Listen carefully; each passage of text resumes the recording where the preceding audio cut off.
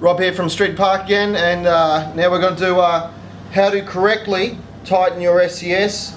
This is critical, especially when you're buying high quality headset bearings like the Unfair Headspins headset. If you don't get your tension just right, you'll wreck your bearing, whether you do it too tight or too loose.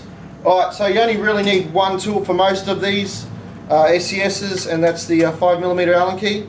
So you've got to back them off evenly, so just do one at a time, a little bit, then go back again. If you just do one, you might find that the next one won't undo. So with these parts like this, when you're spending so much money on buying them, you have to treat them right, because sometimes they only give you one chance. So they're all loose now, backed off. You have to undo all of them if you're going to tighten your SCS. If you're just changing your bars, you can just do like the top two or whatnot, but if you're doing the SCS, they have to all be loose, because otherwise you can't reset your tension.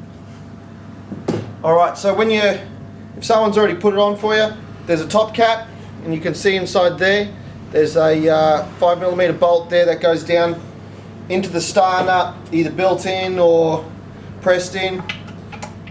And so to tighten your headset, what you want to do is you'll spin your top cap, and there's a point where it goes tight. That's actually too much. You need to back it off just a little bit, and then you just want to have a feel, make sure it spins nice and freely, like there's no resistance on that. That's just like nice and free. Then just grab it, just want to do forward and back, make sure that there's no wriggle without the bars in there. Alright, so that's good to go. Grab your bars, chuck them back in. Now I like to just put a little bit of tension on there just before you go to straighten your bar.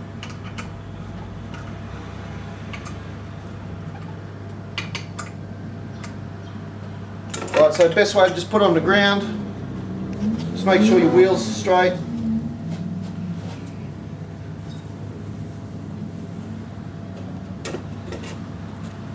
Alright, so I like to tighten from bottom to top, and like I said before, just nip them up bottom to top, just evenly, one at a time. Make sure they're the same tension. You don't want to go too tight. If you have a big Allen key like this, you don't want to be hanging off the end of it. You just want to be using it nice and close. These socket head cap screws are not made for a lot of torque. That's why standard Allen keys are a certain length. I don't have an example there. It's so that you can't actually over tighten them. Alright, so that's nice and tight. So what you want to do to check your headset tension is you want to make sure it spins freely. If your bars don't spin like that, you've got it too tight.